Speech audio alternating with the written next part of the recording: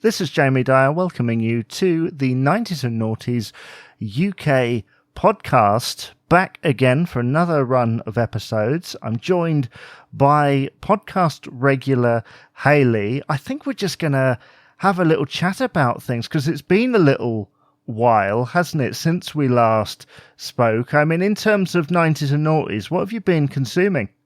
I've been listening to quite a bit of like dance lately, like the dance stuff from the 90s as of late, but a bit of a mix really, because I've had my liked songs set and just been going through liked songs, and one I will mention that I've been listening to lately is Adam Rickitt actually.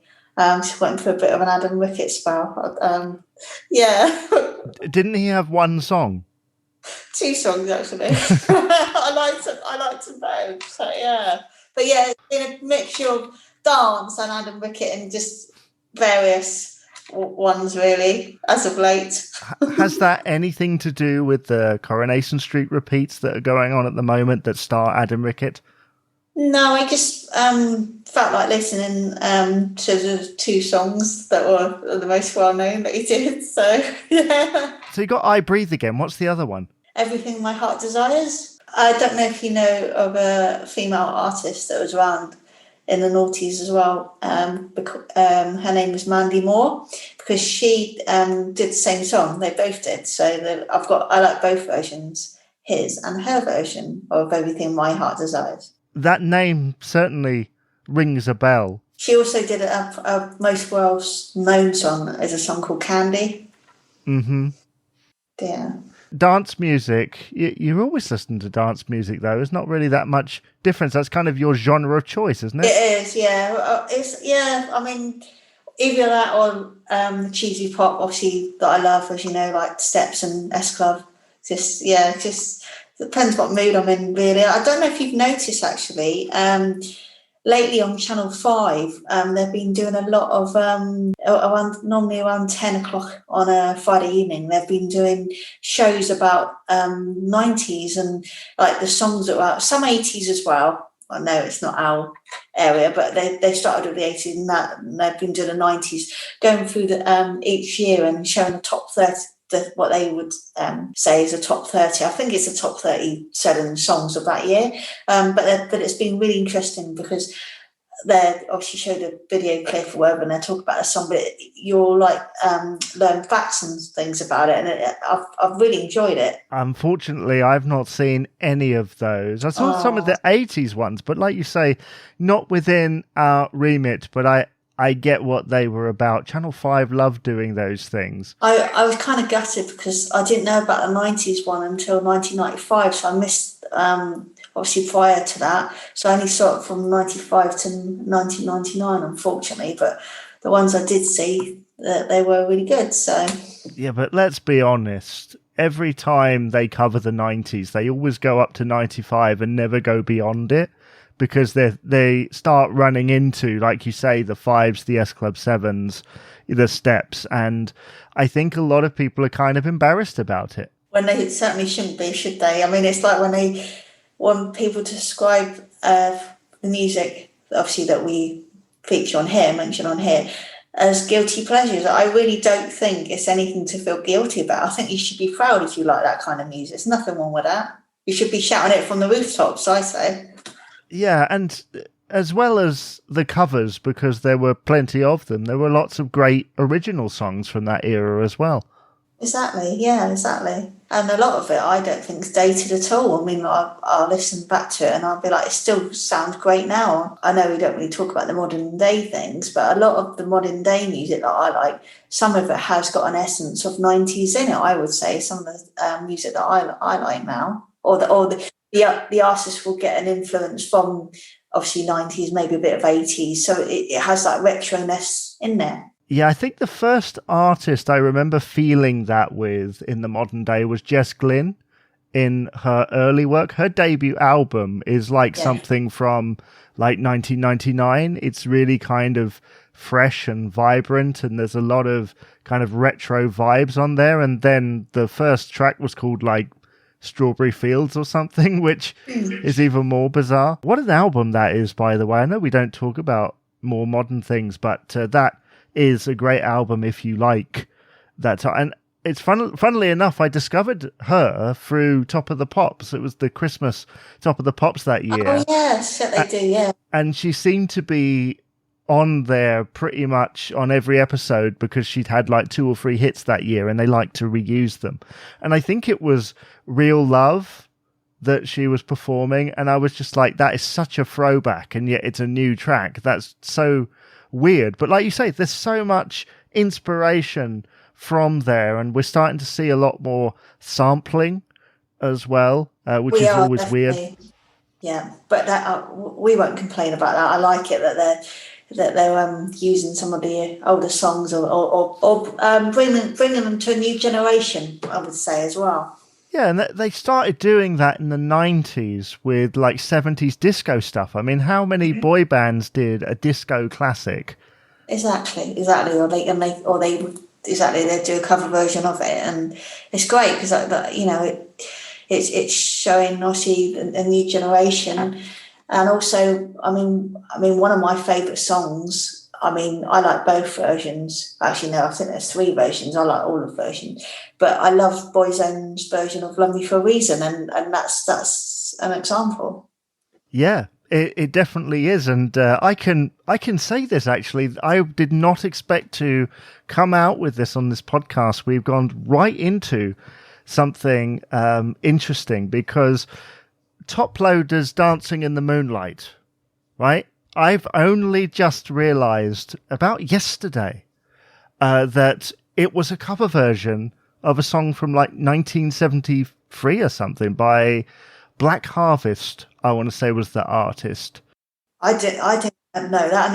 And at the time when it was out, because I remember when it was out, they never made it. They never announced or said, "Oh, it's a cover of this," or so. Like you, I wouldn't have known that either. So, and I think I was thrown by the drums in that thing, the way that they were so contemporary. And then I'm listening to the melody yesterday when I find out this is a cover, and I'm like, "Of course, it's a cover version." What a great cover version it is, because it's very unique. You would think it is an original song, and it is a really good song. Yeah, because there were some songs back in the day where you were like, yeah, that's definitely. I mean, the one that springs to mind is More Than a Woman by 911. I mean, that's obviously a souped up version, isn't it? But I love their version, but then I love the original as well. So, but yeah, I mean, it's talking about 911 and talking about Boyzone. A lot of the reasons why I found out that these were covers was due to my parents, because that's the kind of music that they, the originals were the kind of music they like and listen to. And obviously that was, so that 70s music or whatever. And as I say, it's nice because I can hear their versions that they know, and obviously the modern day versions that, that we know. So. Which is refreshing that they were so open about it, because I reckon a lot of their generation were like, oh, none of this is new. But what they might be forgetting is in the 70s, there was a bit of a penchant, if that's the right word, for covers of 1950s material. So it's kind of always going on, these reinventions of things.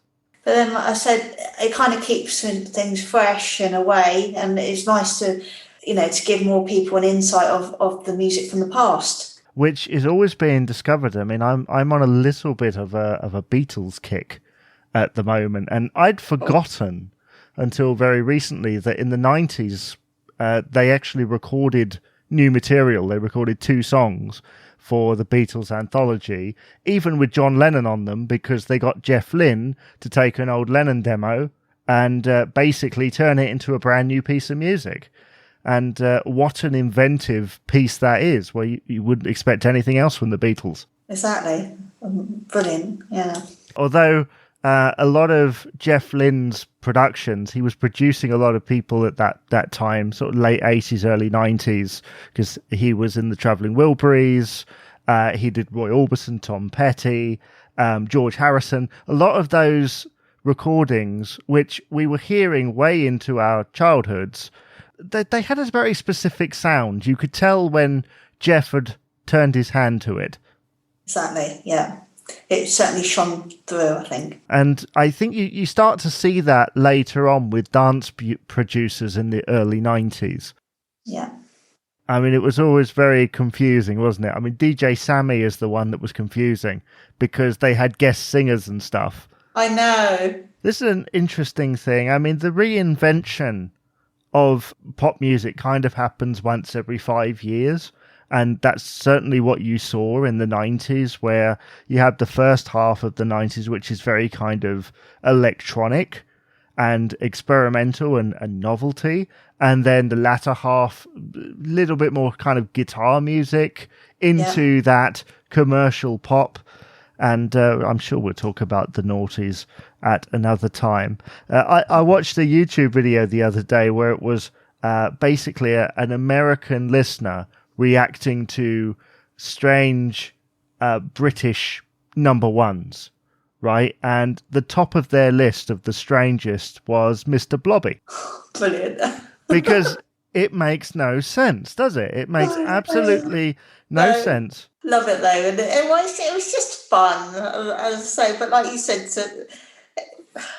like now, like if people that don't know about it saw it or whatever, watch the video, they'd be like, "What the heck is this all about?" kind of thing. It's like, but at the time, obviously, we knew it all made sense with Noel's house party and everything. We knew the story behind it and everything, and everyone was crazy about Mr. Blobby.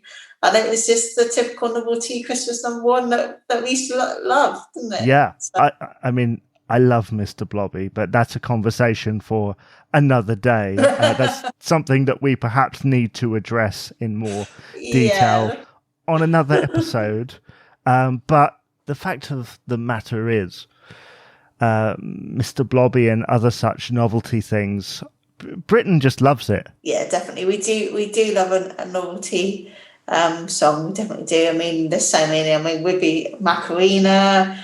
I was talking about the other day, Lost Ketchup, the Ketchup song, whatever it was, that one. Teletubbies. Yeah, what a strange time that was. Aqua. Yeah. What a strange time that was. But we revel in it in every episode, don't we? I mean, it all requires that context of the moment in time. I mean, I watched a lot of reaction videos of people from other countries reacting to Free Lions, and a lot of them didn't seem to understand the context of it. You know, some assumed that we'd won something, you know, that this was a celebratory song. Others thought, well, why are you downing your players? Why are you talking about them in a disparaging fashion? And it's like, no, actually, it's just a song about disappointment in sport and how we always know how it's going to end up. We get our hopes up and then they're dashed at the last minute. And sadly, the narrative of it kind of rang true a little bit in the just gone tournament. But it all requires the context. Touching on that. Another example, and I'll say, I mean, we get knocked down, but we get up again. In the words of Chumbawamba, there we go. Chumbawamba. I mean, yeah, what a moment in time that was. That's my phrase for today. That's my repetitive phrase. What a time. But they appeared on the Christmas edition of Top of the Pops, and I remember seeing it a little bit later and like, that's so 1997. And funnily enough, it's been included in loads of things. One of my favourite TV series of all time, Renford Rejects, which was about football, in part used that tune, as did a lot of things. It was extremely popular. I looked at some comments the other day about the track Vindaloo by Fat Les. Brilliant.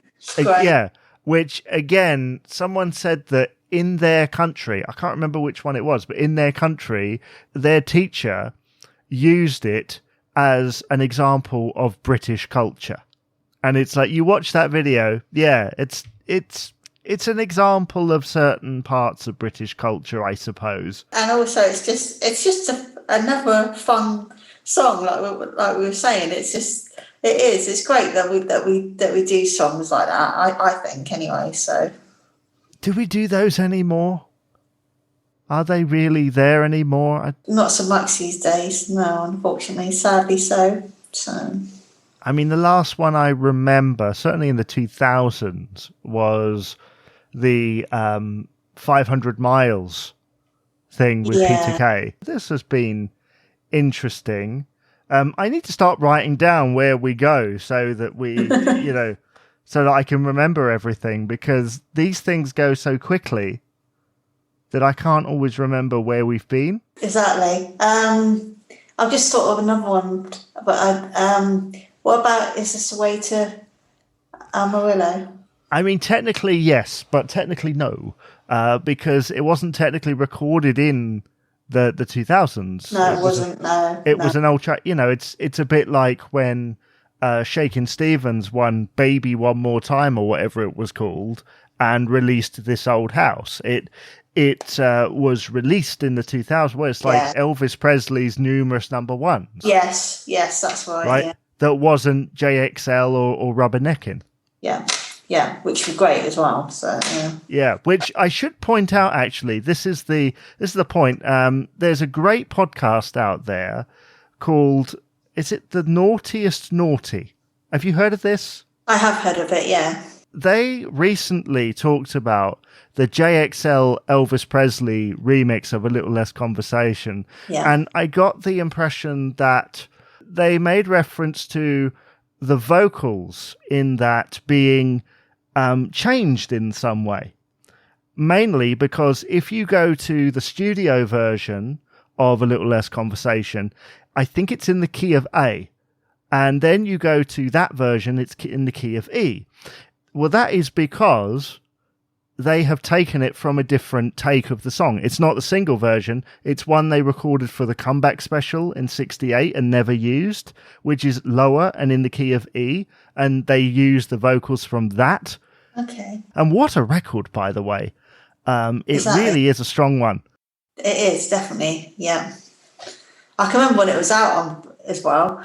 But it's when you hear like certain songs, or you, and it's nice when you can remember where you were at the time or what you were doing, and where you were in your life when the song was out as well. I find I think it's nice to be able to associate songs with certain times in your life as well. Yeah, I think so. Yeah, I have that. I mean, can you name a song where that is the case? I can remember, or obviously we're talking about that version of A Little Less Conversation, JXL. I can remember when, what's it called? Robin Thicke. Oh, yeah. Blurred Lines. I can remember that at the time. My mum actually really likes that song. Bless her. But I can remember it being out and her being liking it. If you like, that's what it reminded me, is the JXL version of Little Less Conversation. She loved it when that was out as well. So it reminded me, I don't know, there's quite a few years between them, but that one actually, and another one that she liked as well was, thinking about it, was Gnarls Barkley, Crazy. She loved that as well. I first heard that in a radio studio in Spalding when I was studying a course there for school, and they had the singles out there, and my best friend David, who was with me, was studying the same thing, he knew the song, I didn't, and I put it in, and I guess, yeah, every time I hear that now, I'm back in that studio, which is weird considering it had been out for a while. I might be wrong here. I think that was the first song to go to number one just based on downloads. It was, yeah. It made history, definitely. I mean, a very good song to do that. That's as I say, it's good. Well, it was very catchy, certainly. The song that kind of springs to mind for me that has a very big memory tied to it is Avril Lavigne's Girlfriend in about 2007. Me too. Yeah, me too. Very much so. That and Grace Kelly by Mika. Yeah, exactly. And then I'll say Kate Nash Foundations. Pretty much all of those that were out at that time, because I was at college and I'd spend a lot of my time in the canteen, and they would have a music channel on, and those songs were playing almost constantly. I mean, most of the time I had my earphones in listening to some 70s rock music. But, you know, on the occasion when a battery was flat or I couldn't be bothered, I would hear this stuff. And it's amazing how sometimes now when I hear that, it transports you back to that moment in time. I mean, sadly, the college that I went to, that building isn't open anymore. It got sold off and changed. So it's now just, a space in your memory. I mean, I can remember as well a couple of other songs at that time. One being Plain White Tees, Hey There, Delilah. That one, and the other one was, I can remember the name of the band. I just need to check it a sec. What was the song? It was Cupid's Chokehold by Gym Class Heroes. See, there we go. I haven't heard that for a long time. It never gets played, but then nor does Hey There, Delilah, really. Neither of them do. Whereas Avril Lavigne, Girlfriend, that one still does. But those three, because I remember those three songs at the time, but the other two, you never really hear anymore, do you? No, there were quite a lot of songs at that time that were massive, and I think they just kind of slipped through the cracks. And it's kind of amazing how many great songs there were in that kind of period between 2005 and 2008, because you got kind of the last massive era for Madonna and people like that. You got the weird stuff from reality TV, like It's Chico Time. Yeah. And then you go into kind of the more guitar orientated stuff, like, Chasing Cars, Snow Patrol, anything by The Killers, Razorlight, etc. And then you go into the beginning of Lady Gaga.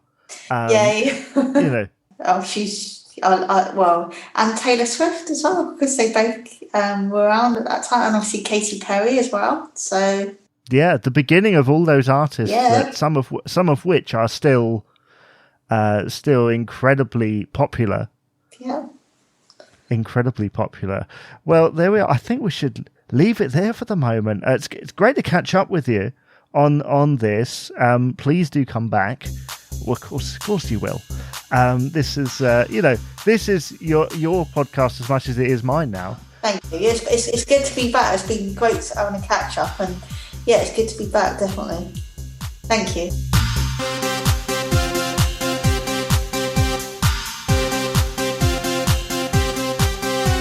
Thank you for listening to 90s and Noughties UK, a podcast on UK pop culture of the 90s and 2000s. Please remember to rate, comment and subscribe on your favourite podcast provider. If you want to contact the show, email 90sandnoughties@gmail.com, tweet us on @90sandnoughties UK on Twitter, or check us out on Facebook, 90s and Noughties UK.